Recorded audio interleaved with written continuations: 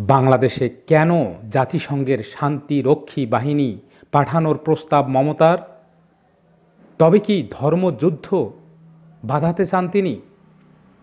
বাংলাদেশের সাম্প্রতিক পরিস্থিতি নিয়ে আরও একবার দল ও রাজ্য সরকারের অবস্থান স্পষ্ট করলেন পশ্চিমবঙ্গের মুখ্যমন্ত্রী এবং তৃণমূল কংগ্রেসের সভানেত্রী মমতা বন্দ্যোপাধ্যায়।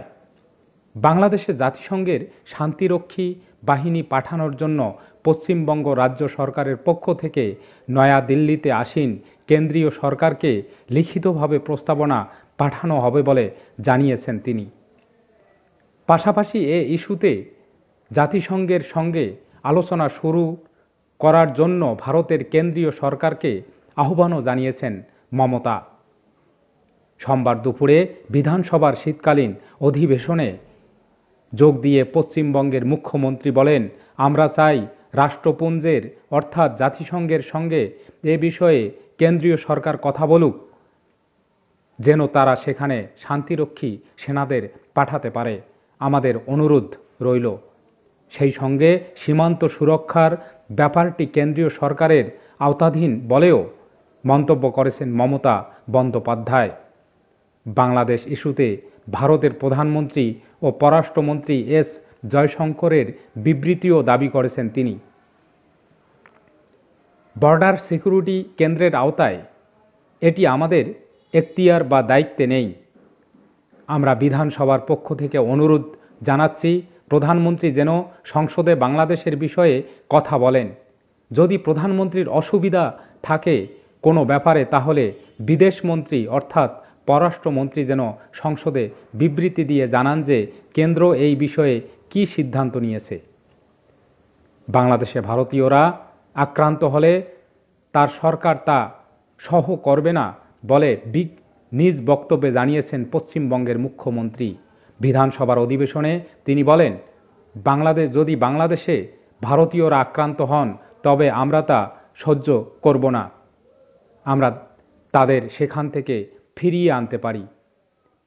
এই প্রসঙ্গেই তার সংযোজন, আমাদের পরিবার, সম্পত্তি এবং প্রিয় মানুষেরা ভারতে বাংলাদেশে আছেন। ভারত সরকার এই বিষয়ে যে অবস্থান নেবে আমরা তা গ্রহণ করব, কিন্তু বিশ্বের যে কোনো প্রান্তে ধর্মীয় কারণে কেউ অত্যাচারিত হলে আমরা তার নিন্দা জানাই। আমরা এ ব্যাপারে ভারত সরকার ও প্রধানমন্ত্রীকে হস্তক্ষেপ করার আর্জি জানাচ্ছি।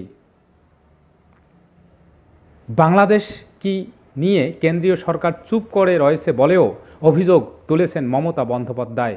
এ প্রসঙ্গে বিজেপির সমালোচনা করে তিনি বলেন, আমি গত 10 দিন ধরে দেখছি কেন্দ্রীয় সরকার চুপ করে রয়েছে, অথচ তাদের দল বলছে সব আটকে দেবে।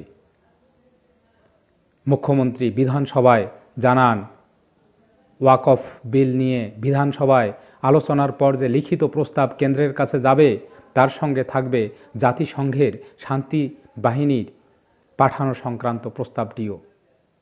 এর আগে বৃহস্পতিবার বিধানসভায় অধিবেশনে বাংলাদেশ প্রসঙ্গে মমতা বলেছিলেন, বাংলাদেশ নিয়ে দেশের সরকার যে সিদ্ধান্ত নেবে তিনি তার সঙ্গে আছেন।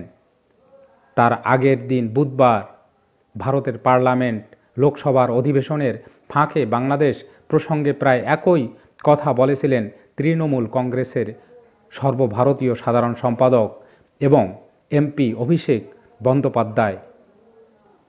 বাংলাদেশের ঘটনাকে দুর্ভাগ্যজনক বলেও মন্তব্য করেছিলেন তিনি।